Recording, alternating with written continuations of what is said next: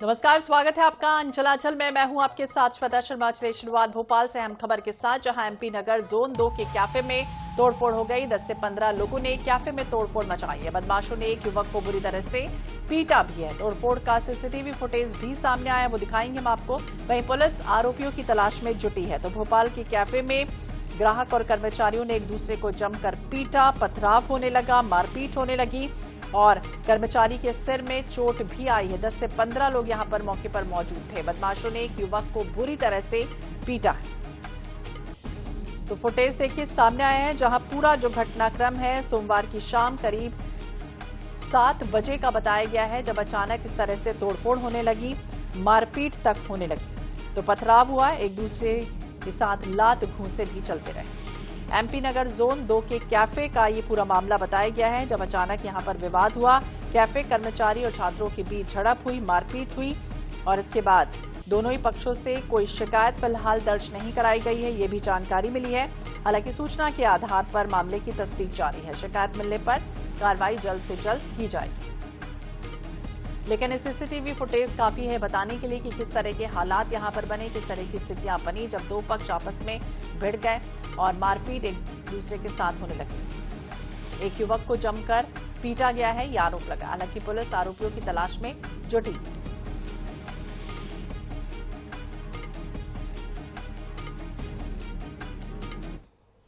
इधर रायपुर में police commissionerate system लागू होने के बाद कानून व्यवस्था में एक और बड़ा बदलाव हुआ।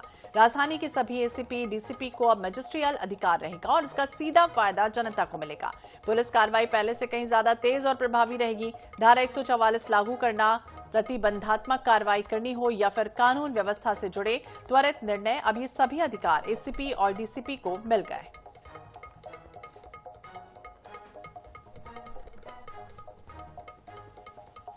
राजधानी रायपुर में पुलिस कमिश्नरेट प्रणाली लागू होने के बाद अब आज से यानी कि 16 फरवरी से अब एसीपी कोर्ट की भी शुरुआत राजधानी रायपुर में हो रही है। यानी कि अब एसीपीज जो है शहर के, उनको ये पावर रहेगा कोर्ट लगाने का, मजिस्ट्रेट का पावर उन्हें मिलेगा और अलग अलग मामलों की सुनवाई होगी। कहीं ना कहीं अपराधियों की धरपकड़ तेज होने के साथ साथ उन्हें जेल पहुँचाने का जो सिलसिला है उसमें भी अब कहीं ना कहीं रफ्तार उसकी बढ़ेगी। हमारे साथ मयंक गुर्जर हैं, डीसीपी हैं, उनसे बातचीत करेंगे। सर, एसीपी कोर्ट की शुरुआत हो रही है, कितना इससे फायदा होगा आगे कानून व्यवस्था को संभालने में? देखिए, आप जैसे जानते हैं कि कमिश्नरेट सिस्टम 23 जनवरी से राजधानी रायपुर में लागू किया गया है और उसके अंदर विभिन्न जो प्रिवेंटिव एक्शंस की जो शक्तियां थीं वो डिवॉल्व करके कुछ पुलिस को भी दी गई हैं। उसमें से जो 107-16 जो अभी 126 से 135 है, उसमें एसीपी कोर्ट लगाएंगे। साथ ही साथ जो 108, 109, 110 सीआरपीसी में हुआ करता था उसके अंदर डीसीपी कोर्ट लगाएंगे और जिला बदर की जो कार्रवाई है वो कमिश्नर सर के द्वारा की जाएगी। सर, पहले यही कार्रवाई कलेक्टर के द्वारा की जाती थी जब भी किसी जिला बदर का घटना होता था। इसके अलावा कहाँ कहाँ पर ये कोर्ट लगेगी, किस तरीके की व्यवस्था रहेगी, क्योंकि आज से स्टार्ट हो रहा है? तो देखिए, जितने भी एसीपी ऑफिसर्स हैं आप जानते ही हैं, उन सभी एसीपी ऑफिस में उनके खुद के कोर्ट्स लगेंगे और साथ ही साथ समन्वय बनाने की कोशिश की जा रही है ताकि किसी भी को जो कि किसी ने कुछ अपराध नहीं किया है वो गलत आदमी जेल ना जाए।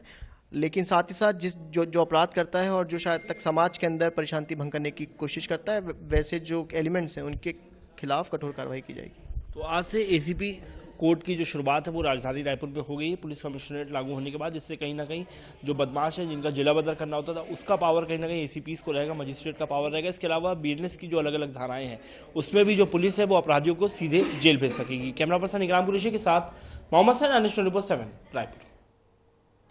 और रायपुर के साइंस कॉलेज चौपाटी को नालंदा परिसर फेज 2 निर्माण के लिए पूरी तरह से तोड़ दिया गया। यहां नालंदा परिसर का काम तेजी से चल रहा है। चौपाटी हटने के बाद विस्थापित दुकानदारों के भविष्य पर सवाल खड़े हो गए। दुकानदारों को व्यवस्थापन के नाम पर आमानाका ब्रिज के नीचे अस्थायी जगह दी गई, लेकिन स्थायी समाधान अब तक नहीं मिला। विपक्ष ने एक विधायक की जिद में कार्रवाई का आरोप लगाया, जबकि सत्ता पक्ष ने चौपाटी को अवैध बताते हुए हटाने को उचित भी ठहराया। दुकानदार अब स्थायी पुनर्वास की मांग कर रहे हैं। विवादों में रहने वाला साइंस कॉलेज ग्राउंड स्थित चौपाटी अब पूरी तरीके से टूट चुका है।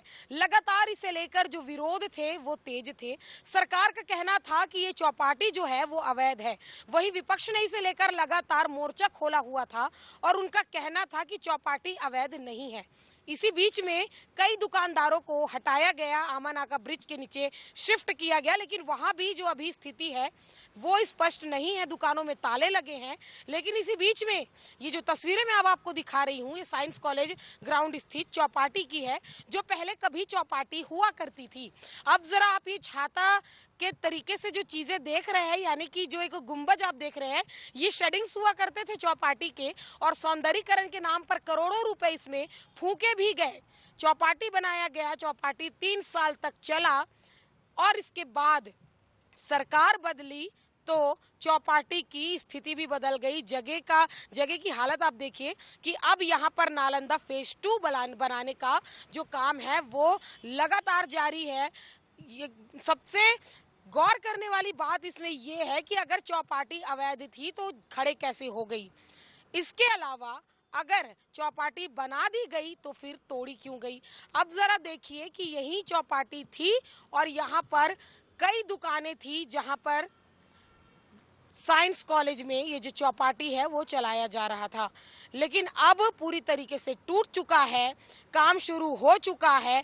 और अब देखिए कि सड़क के किनारे एक जो टीन की चादर है वो खड़ी कर दी गई है। फिलहाल देखने वाला विषय ये होगा कि साइंस कॉलेज ग्राउंड में नालंदा फेज 2 बनाया जा रहा है, कितना सक्सेस होने वाला है आने वाले समय में, या फिर साइंस कॉलेज में जो चौपाटी एक राजनीति की भेंट चढ़ गई, इस पर भी कोई विवाद गहराता हुआ नजर आता है। कैमरामैन सूर्या के साथ मोनिका दुबे, INS 24/7।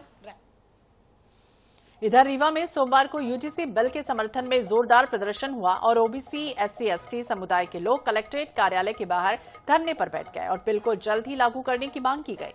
प्रदर्शनकारियों ने 2 घंटे से अधिक समय तक कलेक्टर का इंतजार किया, लेकिन जब कलेक्टर प्रतिभा पॉल ज्ञापन लेने नहीं आई तो उन्होंने आवारा कुत्ते के गले में ज्ञापन पहनाकर वापस लौटने का अनोखा तरीका अपनाया। कलेक्टर मैडम को सौंपने के लिए आए।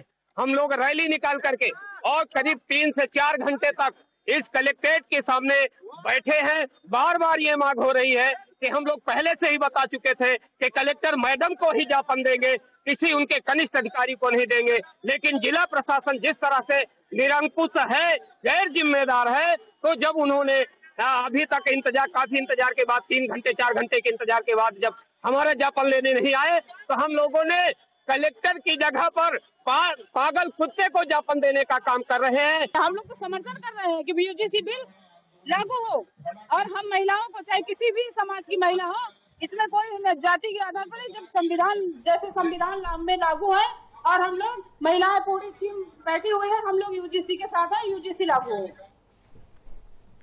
इधर छतरपुर के सिविल लाइन थाना क्षेत्र में एक पति ने अपनी पत्नी पर पेट्रोल डाल दिया, उसे जिंदा जलाने की कोशिश की है। गंभीर रूप से झुलसी महिला किसी तरह जान बचाकर भागती दिखी और पूरी रात भूसे के ढेर में छिपी रही। फिर करीब 4 किलोमीटर पैदल चलकर थाने पहुंची और पुलिस को उसने अपनी आप बीती सुनाई। पुलिस ने महिला को जिला अस्पताल में भर्ती कराया है। आरोपी पति फिलहाल फरार है। पुलिस उसकी तलाश में जुटी है। हालांकि पीड़िता का ये कहना है कि वो पति के खिलाफ रिपोर्ट दर्ज नहीं कराना चाहती, क्योंकि उसे ये डर है कि पति जेल चला गया तो उसके बच्चे अब अनाथ हो जाएंगे। पति ने पेट्रोल डाल के जला दिया। किस बात को लेकर, कैसे, कितने बजे मार? ऐसी छोटी छोटी बातों पे जला वो करता रहता है झगड़ा। घर में मम्मी को भी मारता है, भाई को भी मारता रहा। 4 बजे उसने आग लगाई, फिर उनमें आग में भागी दौड़ी, फिर आग लगी हुई। हाँ, फिर भूसा में दुखी रही, ठंड में टुटती रही। फिर सुबह कपड़ा पहने थी ना तो इधर थाने में आई, फिर उन्होंने मुझे इधर भर्ती कराया। महिला आई है और महिला ने बताया कि उसके पति ने उसके साथ मारपीट की है और उसको जला दिया है। महिला का भी इलाज जिला अस्पताल में जारी है और महिला की हालत अभी स्थिर है। बाकी महिला काफ़ी जली हुई है। चंद्रपुरा से एक महिला थाने में सुबह सुबह उपस्थित आई थी और उसने बताया था कि उसके पति ने उसके साथ मारपीट की और तेल लगा के जो है उसको जलाने की कोशिश की है। तत्काल ही रिपोर्ट पर से महिला को जो है इलाज हेतु जो अस्पताल रवाना कर दिया गया और वहाँ पे हमारे जो विवेचक हैं उन्होंने 0 पे FIR कर ली है। आरोपी को दस्तयाब करने की प्रयास किए जा रहे हैं, जल्दी दस्तयाब कर गिरफ्तार। और इधर अलीराजपुर के चंद्रशेखर आजाद नगर में हाई वोल्टेज ड्रामा दिखाई दिया, जहां एक युवक पत्नी से विवाद के बाद बीएसएनएल के मोबाइल टावर पर चढ़ गया।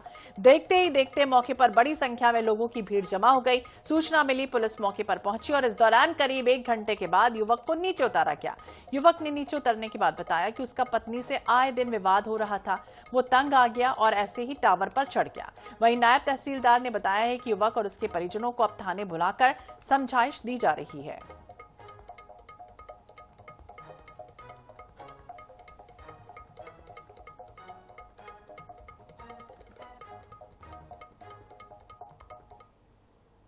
घर वाले इतनी बोलती है, इतनी भाषण करती है, रोज कमा के लाता है।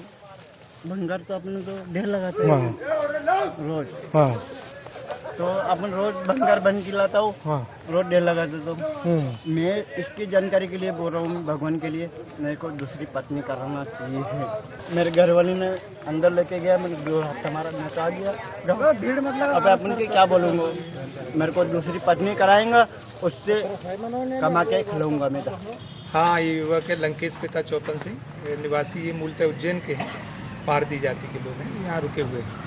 कुछ पारिवारिक समस्या थी और पत्नी को लेकर झगड़ा हुआ था, पति पत्नी में, उसको लेकर के ऊपर चढ़ गया था। उसका ये कहना है कि मुझे दूसरी शादी करनी है, इसके साथ नहीं रहना है। बुला लिया है, इनके परिवार वालों को भी बुला लिया है, थाने बिठा दिया है और जो भी होगा समझाइश दे करके उसका समाधान हो भी जाएगा।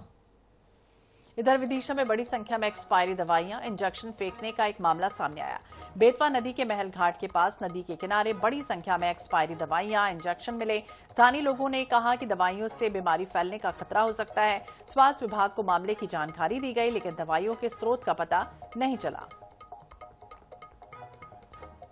ये नहाने आया था, मैं देख के सोचा इनकी बहुत दवाई पड़ी, कोई ढोर बची है खाले में, नदी में जा सकते हैं, अपन भी नहा धो सकते हैं, तो रिएक्शन अपन भी कर सकती है, कुछ भी हो सकता है। से कहीं ऐसे रखना दी जहाँ पे मुकाम होवे, चाहे थोड़ी फेंके जावे। तो यहाँ देखा जी बहुत सारी दवाइयाँ पड़ी हुई है एक्सपायर डेट की, अब इसे जानवर वगैरह खाएंगे और भी कोई उठाकर ले जाए, नुकसान है इससे। तो इससे तो बहुत ज्यादा नुकसान है, बिल्कुल कहीं ना कहीं यहाँ इसकी जगह भाई डिस्प्यूट करना चाहिए। मंडला पुलिस ने 14 फरवरी को मिली युवक की लाश की गुत्थी आखिरकार सुलझा ली। पुलिस ने आरोपी पत्नी और उसके प्रेमी को गिरफ्तार किया। पूछताछ में आरोपी की पत्नी ने चौंकाने वाला खुलासा किया। आरोपी पत्नी के अनुसार पड़ोस के मंदिर में रहने वाले सूर्यकांत नाम के पुजारी से उसका प्रेम प्रसंग चल रहा था। अब इस बात की भनक जब उसके पति सुमित को लग गई तो उसने कलह मचाना शुरू कर दिया और इसी बात से तंग आकर दोनों ने हत्या की साजिश रची। आरोपी पत्नी सुमित के साथ मंडला के लिए निकली, लेकिन मधुवन ढाबे के पास सूर्यकांत पहले से घात लगाए खड़ा था। पहले दोनों के बीच हाथापाई हुई, फिर मौका पाकर सूर्यकांत ने धारदार हथियार से उसकी हत्या कर दी। फिर वारदात को छिपाने के लिए पुलिस के सामने झूठी कहानी रच दी गई। यमुना उर्फ कविता की तलाश किए, वो मिली, उससे पूछताछ की गई। उसके द्वारा बताया गया कि सूर्यकांत त्रिपाठी पंडित जी हैं जिनसे मेरी पहचान हुई थी और उन्हीं के साथ संबंध बताते हुए पति से आए दिन लड़ाई भिड़ाई हो रही थी। इसलिए हमने अपने पति को रास्ते से हटाने के लिए सूर्यकांत त्रिपाठी के साथ प्लान बनाया और उनको लेकर मंडला तरफ आए। थोड़ा मेली मधुबन ढाबा के थोड़ी सा आगे उनको जंगल में ले जाके धारदार हथियार से मारकर उनकी हत्या कर दी है।